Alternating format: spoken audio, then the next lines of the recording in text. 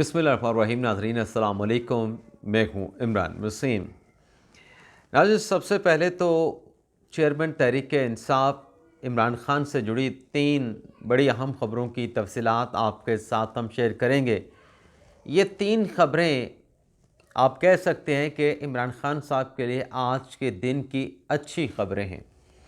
इसके अलावा एक जज साहब ने इमरान ख़ान साहब के लिए स्टैंड लिया है और बड़ा दबंग किस्म का स्टैंड लिया है।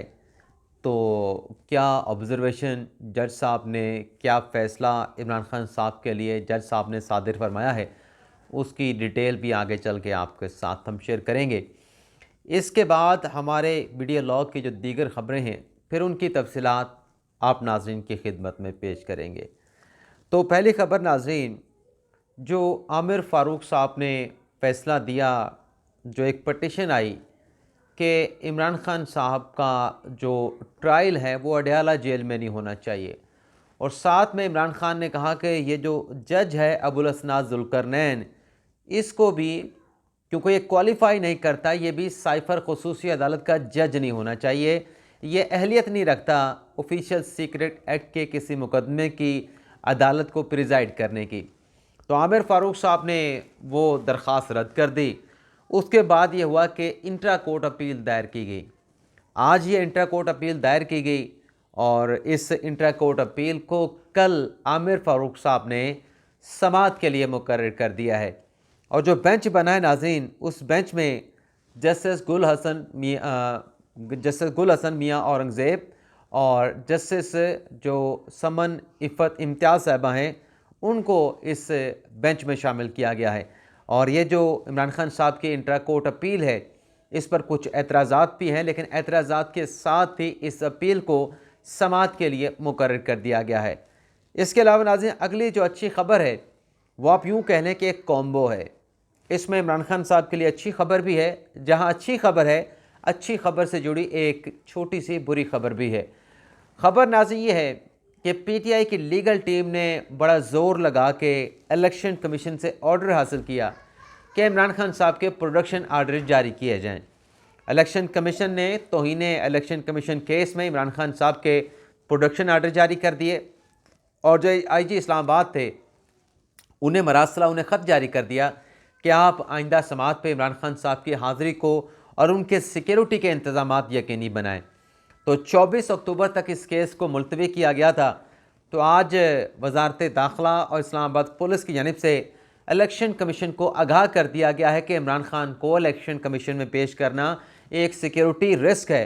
तो सिक्योरिटी रिस्क की बिना पे इमरान ख़ान साहब को इलेक्शन कमीशन की अदालत में तौहीन इलेक्शन कमीशन में पेश नहीं कर सकते। तो इसमें बुरी ख़बर ये निकली है कि प्रोडक्शन आर्डर जो जारी हुए थे, अब वो प्रोडक्शन आर्डर के मुताबिक ख़ान साहब की कोई पब्लिक, आप यूँ कह लें कि इंस्ट्रक्शन हो सकती थी अगर वो इलेक्शन कमीशन में आते, तो वो नहीं होने जा रही। कल ख़ान साहब को पेश नहीं किया जाएगा इलेक्शन कमीशन ऑफ पाकिस्तान में।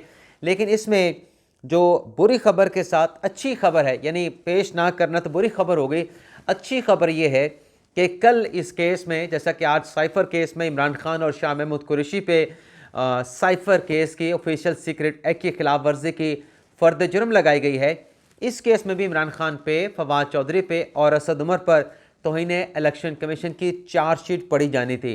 तो एक तरफ ख़ान साहब पेश नहीं हो रहे, ये बुरी खबर हो गई। दूसरी तरफ कल फ़र्द जुर्म इस केस में इमरान ख़ान साहब पे नहीं लग पाएगी, तो ये इमरान ख़ान और पीटीआई के वोटर, सपोर्टर और चाहने वालों के लिए दूसरी अच्छी खबर हो सकती है। अब तीसरी जो नाज़रीन अच्छी खबर है, इस्लामाबाद हाई कोर्ट में एक और इंट्रा कोर्ट अपील दायर की गई। जो आमिर फ़ारूक साहब का फ़ैसला था कि ख़ान साहब को, मरवत साहब ने कहा कि सहूलियात नहीं दी जा रही, बल्कि उस पटिशन में, तो उस फैसले में मरवत साहब का ये भी कहना था कि ख़ान साहब को अडयाला जेल से आप अटक जेल में मुंतकिल कर दें। तो वो अटक जेल से ख़ान साहब को अडयाला जेल में मुंतकिल कर दिया गया, लेकिन साथ में फ़ैसिलिटीज़ की भी बात की गई थी। तो इस पर जो इंट्रा कोर्ट अपील थी, इसको भी समाअत के लिए मुकर्रर किया गया है, और जो बेंच खसूसी तश्कील दिया गया है उसमें जस्टिस मियाँ गुल हसन औरंगज़ेब, जस्टिस अरबाब मोहम्मद ताहिर जो है वो शामिल हैं, और शेर अफजल मरवत साहब आज इस केस में पेश हुए हैं, और इसमें मुनव्वर दुगल साहब पेश हुए हैं। और इस इंट्रा कोर्ट अपील पर समाअत के दौरान नाजरीन, जज साहब ने इस्तफसार किया कि इमरान खान के ख़िलाफ़ कितने मुकदमात हैं। तो शेर अफजल मरवत ने बताया कि 189 cases chairman PTI Imran Khan के ख़िलाफ़ हैं। इसके अलावा ऑफिशियल सीक्रेट एक्ट का ट्रायल चल रहा है और 7 दीगर केसेस अलग से उनका ट्रायल भी जो है इमरान खान के ख़िलाफ़ जो है वो जारी है। शेर अफजल मरवत ने कहा कि मेरी सुपरिटेंडेंट जेल ने इमरान खान साहब के साथ मुलाकात नहीं कराई। तो अब जो ये जज साहब ने सवालात पूछे थे या सवाल पूछा था कि कितने केसेस हैं अपने इमरान खान के ख़िलाफ़, तो इर्रेलेवेंट था सवाल लगता था। अब जज साहब ने बता दिया कि वो सवाल क्यों पूछ रहे थे खान साहब के ख़िलाफ़, क्योंकि केस तो इमरान खान साहब को सहूलियत देने का है। जज साहब ने कहा कि इतने ज़्यादा मुकदमात हैं एक शख्स के ख़िलाफ़, तो उसे वकला से मुलाकात की इजाज़त मिलनी चाहिए, मुशावरत करे अपने वकला के साथ, दस्तावेज़ात पे दस्तखत करना होते हैं, तो उसे तो वकला के साथ मिलने के लिए ऐसा नहीं होना चाहिए कि वकील मिलने के लिए जाए और मुलाकात की इजाज़त नहीं जाए। तो एडिशनल अटार्नी जनरल ने कहा कि हफ्ते में 2 मरतबा रूल्स के मुताबिक 1 मरतबा मुलाकात होती है, लेकिन इमरान खान के हफ्ते में 2 बार मुलाकात करवाई जाती है। एक बार फैमिली के साथ और दूसरी बार जो है वो वकला के साथ कराई जाती है। तो मरवत साहब ने जज साहब ने कहा कि ये फेयर ट्रायल फिर कैसे चल रहा है इमरान खान का। जज साहब ने बड़े अहम यहाँ पे रिमार्क्स दिए कि ये फेयर ट्रायल कैसे हो गया। ये जो मुकदमा है साइफर का, ये मंशियात का कोई आम मुकदमा तो है नहीं। यहाँ तो फर्स्ट इम्प्रेशन पर मुकदमात के फैसले हो रहे हैं। और जज साहब ने कहा, मियाँ गुल हसन औरंगज़ेब साहब ने, कि यहाँ तो फर्स्ट इम्प्रेशन पर मुकदमात के फैसले हो रहे हैं। पिछली 2-3 दहाइयों में क्या ऑफिशियल सीक्रेट एक्ट की खिलाफ वर्जी हुई है। यहाँ पर मुझे लगता है कि जज साहब रिमार्क्स में करीब से आगे निकल गए और ये जो इस्तफसार किया कि पिछली 2-3 दहाइयों में क्या ऑफिशियल सीक्रेट एक्ट की खिलाफ वर्जी का किसी के खिलाफ मुकदमा चला है, तो मेरे ख्याल से 2-3 दहाइयों तो क्या, पिछली 4-5 दहाइयाँ जब से हमारा कॉन्स्टिट्यूशन बना है 1973 का, उससे अगर पीछे भी चले जाएँ, ग़ालिबन किसी ने भी साइफर को इस तरीके से इस्तेमाल नहीं किया होगा जिस तरीके से चेयरमैन पीटीआई इमरान खान साहब ने इस्तेमाल किया। मैं उस बहस में नहीं जा रहा कि गलत इस्तेमाल किया सही इस्तेमाल किया, अब ट्रायल चल रहा है तो वहाँ पे फैसला हो जाएगा, लेकिन किसी ने साइफर को इस तरीके से इस्तेमाल नहीं किया। जज साहब ने कहा कि 189 मुकदमात एक शख्स के खिलाफ होने की कोई मिसाल नहीं मिलती। तोशा खाना में इमरान खान की सज़ा मुअत्तल हो चुकी है। जज साहब ने कहा तो फिर उनके साथ बदसलूकी क्यों की जा रही है। अब ये जज साहब की ऑब्जर्वेशन है, ज़ाहिर सी बात है जज साहब काबिल एहतराम है कि बदसलूकी क्यों की जा रही है। जज साहब को उनके अहले खाना मिल के आते हैं, उनकी हमशीरगान मिल के आती हैं, वो कहते हैं खान साहब बिल्कुल ठीक हैं। खान साहब को साइकिल मिल गई है, खान साहब के लिए साथ वाला सेल तोड़ दिया गया, उसकी दीवार तोड़ दी गई है, वर्जिश करने की वॉक करने की सहूलत दे दी गई है। लेकिन जज साहब ने बड़े अहम रिमार्क्स दिए कि इमरान खान के साथ बदसलूकी क्यों की जा रही है, और कहा कि ज़रूरत के मुताबिक जो जेल सुप्रिटेंडेंट है वो ज़रूरत के मुताबिक जो इमरान खान साहब का हक़ है उसके मुताबिक उनकी मुलाकात की इजाज़त होनी चाहिए। फिर जज साहब ने फैसला दिया कि हम ये चाहते हैं कि जो कानून के मुताबिक फैसिलिटी मिलनी चाहिए इमरान खान को मिलनी चाहिए, और जेल सुप्रिटेंडेंट हालात के मुताबिक अपने अख्तियारात का इस्तेमाल करके आइंदा समात पे रिपोर्ट पेश करें। तो इसमें जो जेल सुप्रिटेंडेंट के ख़िलाफ़ शोकास नोटिस था उसको जज साहब ने डिस्चार्ज किया और केस की जो समात है उसे 26 अक्टूबर तक मुलतवी कर दिया गया।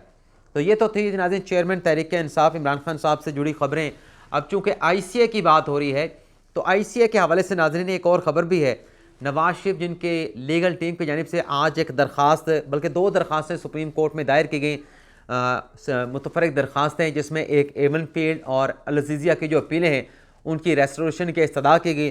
तो ये अपीलें भी कल समात के लिए मुकर्रर कर दी गई हैं और चीफ जस्टिस आमिर फ़ारूक और जस्टिस मियाँ गुल हसन औरंगज़ेब जो हैं कल इस केस की समात करेंगे।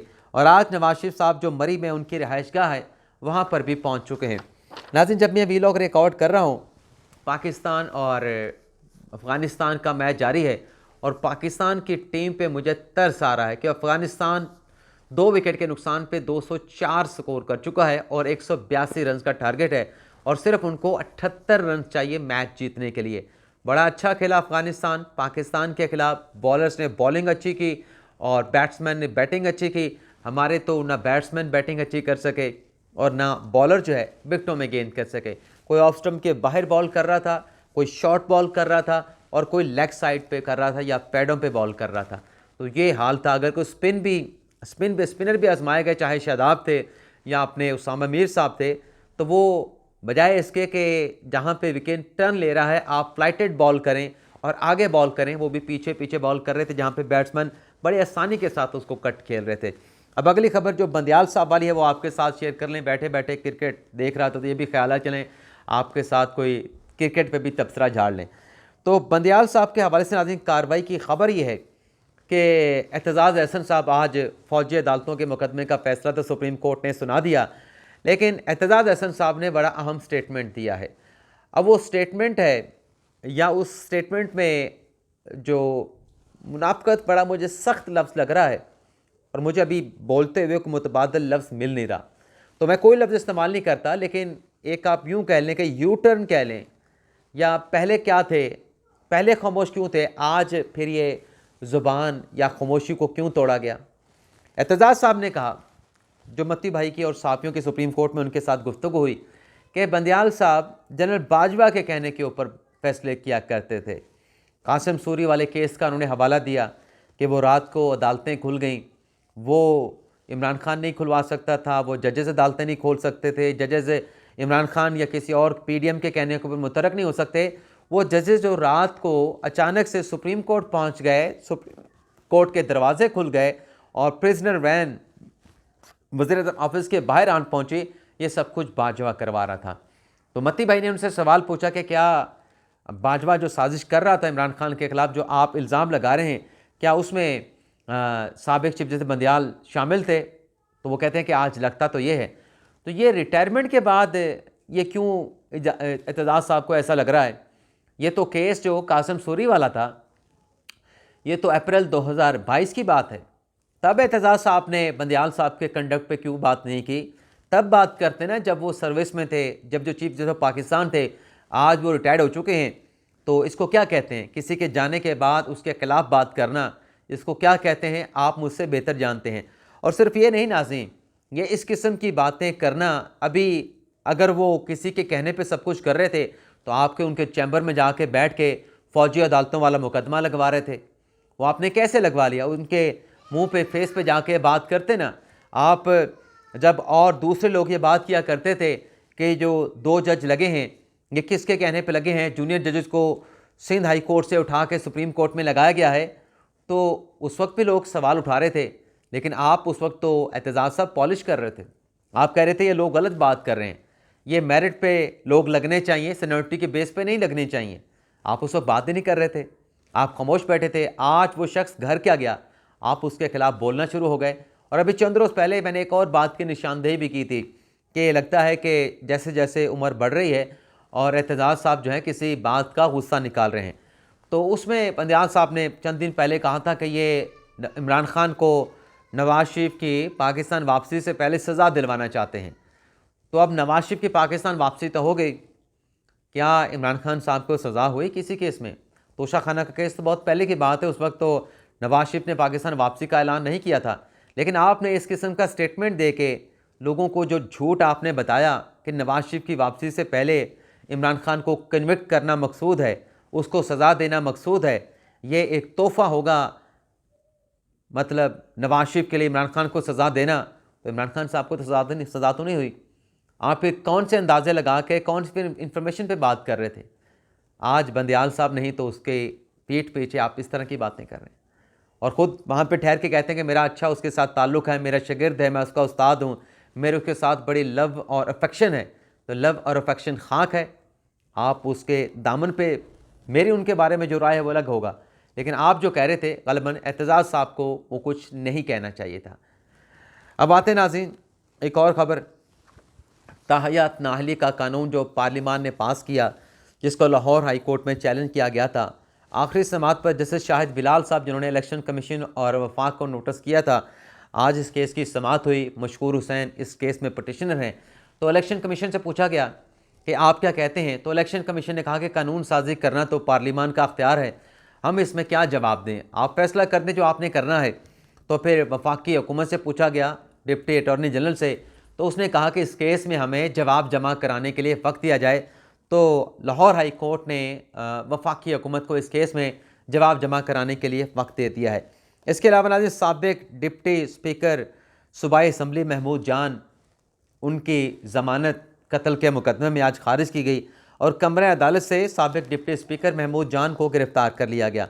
इसके अलावा नाज़रीन, अगर मुख्तसर सी बात करें जो इस वक्त इसराइल गज़ा की सूरत हाल है, तो इसराइल ने एक और धमकी दी है कि वो गज़ा के मज़ीद हॉस्पिटल जहाँ पर लोग जो ज़ख्मी हैं उनका इलाज मुआवजा जारी है, उन हॉस्पिटल पर मज़ीद अटैक करेगा। और इसराइल ने कहा है कि इससे पहले कि हम किसी हॉस्पिटल को टारगेट करें, आप उन हॉस्पिटल को खाली कर दें।